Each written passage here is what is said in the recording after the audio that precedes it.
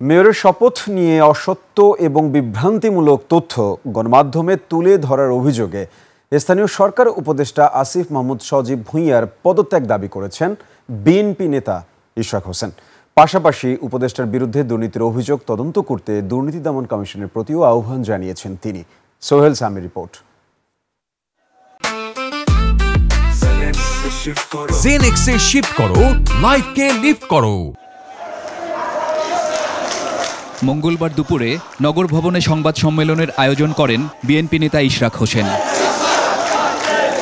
স্থানীয় সরকার উপদেষ্টার গণমাধ্যমে পাঠানো বিবৃতি প্রসঙ্গে ইশরাক হোসেন বলেন, এই রীতি অনুসরণ করা হলে কোনো একজনকে দিয়ে রিট করিয়ে তা অনিষ্পন্ন থাকা অবস্থায় 30 দিন পেরিয়ে গেলে ভবিষ্যতে কোনো জনপ্রতিনিধি আর শপথ পড়ার সুযোগ পাবেন না।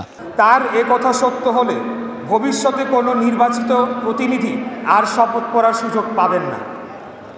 অর্থাৎ বিজয়ী প্রার্থীর নামে গ্যাজেট প্রকাশিত হলে পরাজিত প্রার্থী অথবা যে কোনো একজন নাগরিককে সজীব ভুঁইয়ার মতো একজন ব্যক্তি ইন্ধন দিয়ে শপথ না পড়ানোর জন্য মহামান্য হাইকোর্ট ডিভিশনে রিট মামলা দায়ের করবে।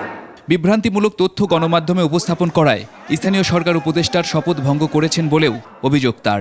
মূলত স্থানীয় সরকার উপদেষ্টা রাজনৈতিক ও আর্থিক অন্যায়ভাবে লাভবান হওয়ার জন্যে তার পছন্দের একজন ব্যক্তিকে প্রশাসক নিয়োগ করে আর্থিক ও রাজনৈতিকভাবে ফায়দা লোটার চেষ্টা করছেন।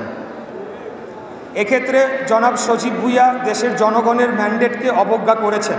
এর আগে সোমবার গণমাধ্যমে পাঠানো সংবাদ বিজ্ঞপ্তিতে আসিফ মাহমুদ সজীব ভুঁইয়া বলেন, বিষয়টি বিচারাধীন থাকা অবস্থায় গেজেটের মেয়াদ এবং পরবর্তীতে সিটি কর্পোরেশনের মেয়াদ শেষ হয়ে যাওয়ায় স্থানীয় সরকার বিভাগের শপথ পড়ানোর কোনো আইনি সুযোগ নেই। সোহেল সামি, 21 টেলিভিশন, ঢাকা।